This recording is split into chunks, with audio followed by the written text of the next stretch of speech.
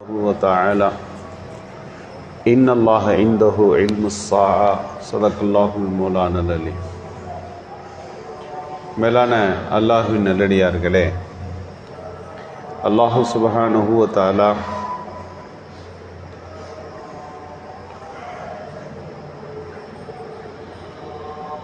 நம்மை படைத்து இவ்வுலகத்தில் பல்வேறு விஷயங்களை ஏற்படுத்தியிருக்கிறான். இந்த உலக விஷயங்கள் அத்தனையும் மறு உலகத்திற்கு தயாரிப்புகளாக அமைத்திருக்கிறான்.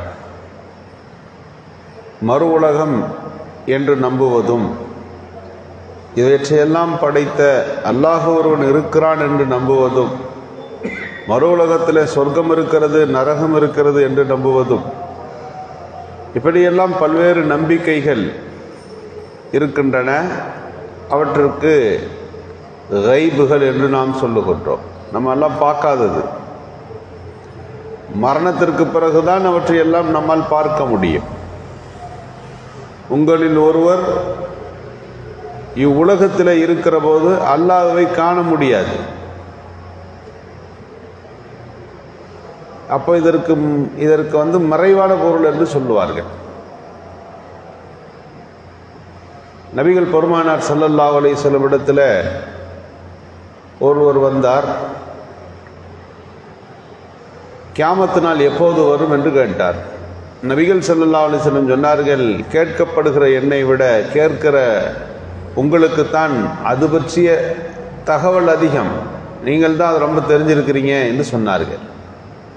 சொல்லிவிட்டு ஸல்லல்லாஹு அலைஹி வஸல்லம் சொன்னார்கள், கியாமத் எப்போது வரும் என்பது அல்லாஹ்வை தவிர வேறு யாரும் அறிய முடியாது. அதான் கைப், மறைச்சு வச்சிருக்கிறான். ஆனால் அதற்கு சில அடையாளங்களை என்னால் சொல்ல முடியும். கியாமத்துக்கு முன்னால் என்ன நடக்கும், கியாமத்து வர்றதுக்கு முன்னால் 40 அடையாளங்கள் என்று சொல்வார்கள் அல்லவா, அதுபோல பல அடையாளங்கள் உண்டு. சின்னதும் பெரியதுமாக அலாமாத்து ஸாஆ அப்படின்னு கிதாபுகளில் பாடமே இருக்கிறது.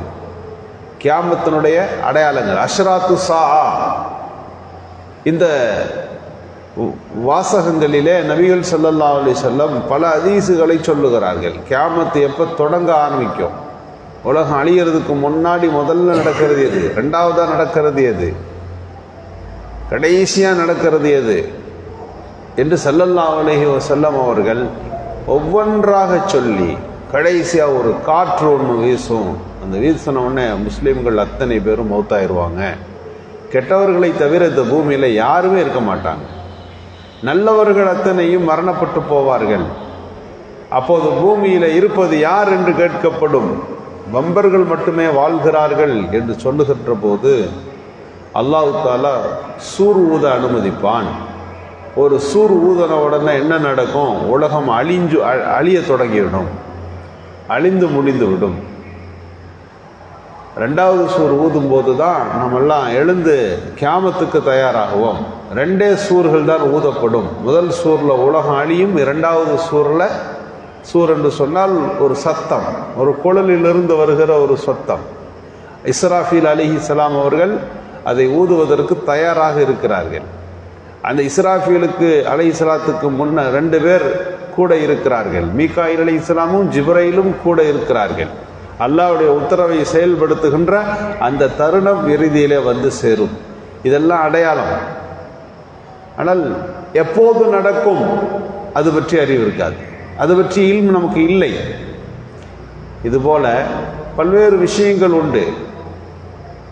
இன்றைக்கு நாம் நம்புகின்றோம் ரப்புல் ஆலமீன் அல்லாஹ் சுப்ஹானஹு வ தஆலா இருக்கிறான். எப்படி கண்ணால் பார்க்கவில்லை, எப்படி நம்புவது? அதை உணரத்தான் முடியும். அல்லாஹ் இருக்கிறான் என்பதற்கு அடையாளம் உண்டு. அல்லாஹ் பார்க்கறது முடியாது. அல்லாஹ் இருக்கிறான் என்பதற்கு என்ன அடையாளம்? இன்றைக்கு வானம் பூமியை பார்க்கிறோம், இன்றைக்கு உலகத்தினுடைய அண்ட சராசரங்களில் செயல்பாடுகளை பார்க்கிறோம். இந்த அடையாளங்களை எல்லாம் பார்த்து நாம் யாரை நம்புகிறோம் என்று சொன்னால் அல்லாஹ் இருக்கிறான், ஒரு சக்தி ஒன்று இல்லாமல் இப்படி உலகத்தை இயக்க முடியாது என்று கண்டுபிடித்துக் கொள்ளுகிறோம். இப்படி உலகத்தில் எத்தனை மறைவான விஷயங்கள் இருக்கிறதோ அத்தனைக்கும் அடையாளத்தை அல்லாஹ் வைத்திருக்கிறான். அதைத்தான் சொல்லுகிறான், வானம் வானத்திலிருந்து எப்போதும் மழை பொழியும், இதுவும் மறைவான செய்தி என்று குர்ஆன் அறிவிக்கிறது. ஆனால் அடையாளத்தை சொல்ல முடியும், அடையாளம் கூட குறைச்ச இருக்கலாம். இப்படி மழை பெய்யும், ஒரு வங்கக்கடலிலே தாழ்வு மண்டலம் உருவாகியிருக்கிறது, அது வலுப்பெற்று புயலாக மாறலாம். அது மாறினால் வட தமிழகத்தில் மழை பொழியலாம். கடந்த பெஞ்சல் புயல் வந்தபோது அறிவிப்பு செய்யப்பட்டது, புயல் அப்படி இருக்கும், மழை இப்படி இருக்கும். அந்த புயலால் அவ்வளவு மழை கிடைக்கவில்லை. ஆனால் இது புயலா இல்லையா என்று கூட சொல்ல முடியாது. ஆனால் கொட்டி தீர்த்தது. கணிப்பு ஒன்று சொல்லுகிறது மழை இவ்வளவு இருக்கும் என்று. எதிர்பார்த்து சொல்லப்பட்ட ஒரு புயலில் கிடைக்காத மழை புயலே இல்லை, ஒரு சின்ன ஒரு காற்றழுத்த மண்டலம்தான், ஒரு தாழ்வு பகுதி தான். ஆனால் அது மழையை தமிழகம் முழுக்க நிறைவாய் கொடுத்தது. அல்லாஹ் அதைத்தான் சொல்லுகிறான், யுனஸிலுல் கைஸ், அவன்தான் மழையை இறக்குறான். அது பற்றிய அறிவு உங்களுக்கு கிடையாது. அடையாளம் தெரியும், புயல் வந்திருக்கு, மழை பெய்யலாம், மேகம் மூடி இருக்கிறது. அதை தாண்டி அது எவ்வளவு பெய்யும், எந்த அளவுக்கு பெய்யும், அதனுடைய அளவு எவ்வளவு, நீங்கள் அதை உறுதியிட்டு சொல்ல முடியாது என்று திருக்குர்ஆன் அறிவிப்பு செய்கிறது. அந்த அறிவிப்பினுடைய அமைப்பைத்தான் நாம் இப்போது பார்க்கிறோம். அல்லாஹ் தஆலா மழையை அவன்தான் பொழிய வைக்கின்றான் என்ற நம்பிக்கை நமக்கு வர வேண்டும். இன்னைக்கு மழை எதனால் பொழியுது அப்படின்னா, நபி ஸல்லல்லாஹு அலைஹி வஸல்லம் சொன்னார்கள், மும்திர்னா, அல்லாஹுடைய வல்லமையால் நமக்கு மழை பொழிந்தது என்று சொன்னால் அவன் ஈமான் கொண்டவன். நபி ஸல்லல்லாஹு அலைஹி வஸல்லம் சொன்னார்கள், மும்திர்னா, நாம் மழை பொழிவிக்கப்பட்டோம் இந்த நட்சத்திரத்தின் காரணமாக, இந்த நட்சத்திரம்தான் மழை தருகிறது என்று ஒரு மனிதன் சொன்னால் அவன் காஃபிராகி விடுகிறான், இறை நிராகரிப்பாளனாகி விடுகிறான் என்று சொன்னார்கள். இங்கே மறைவான விஷயங்களில் பலவைகள் உண்டு, அவற்றை நாம் நம்ப வேண்டும்.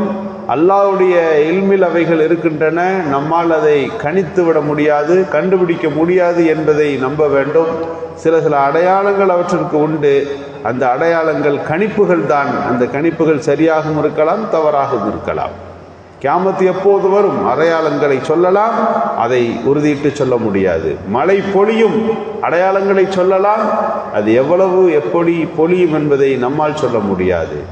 கர்ப்ப கோளறையில் இருக்கிற குழந்தை பிறக்கும், குழந்தை உருவாகி இருக்கிறது, அது டெலிவரி ஆகுவதற்குரிய காலங்கள் இது, இந்த தேதியிலே பிரசவிக்கும், இதெல்லாம் சொல்லலாம். ஆனால் அதனுடைய அமைப்பு என்ன, ஆனா பெண்ணா, அது எப்படி பிறக்கப் போகிறது, அதன் விஷயங்கள் என்ன, இவற்றையெல்லாம் நம்மால் நிர்ணயிக்க முடியாது. இப்படி அல்லாஹ் சுப்ஹானஹு வ தஆலா பல மறைவுகளை வைத்திருக்கிறான், அதை நம்மால் கண்டுபிடிக்க முடியாது. நாளை ஒரு மனிதனுக்கு என்ன நடக்கும் அது மனிதனால் சொல்ல முடியாது. இன்னைக்கு தான் நமக்கு தெரியும், கடந்து போன நிமிடத்தை வேண்டுமானால் நாம் பேசலாம். அடுத்த நாள் அல்ல, அடுத்தடுத்து என்ன நடக்கும், அடுத்த நிமிடங்களில் நமக்கு என்ன நடக்கும், அது நம்முடைய கையில் இல்லை. அல்லாஹ் அதை மறைத்து வைத்திருக்கிறான். எனவே மறைவான விஷயங்களை நம்பிக்கை கொள்ள வேண்டும். அந்த மறைவான விஷயங்களை நம்புவதற்கு பெயர்தான் ஈமான் என்பதை நாம் புரிந்து கொள்ள வேண்டும். அல்லாஹு சுப்ஹானஹு வ தஆலா நம்முடைய ஈமானிய பலத்தை மேலும் அதிகப்படுத்த தௌஃபீக் செய்வானாக. சுப்ஹானல்லாஹி.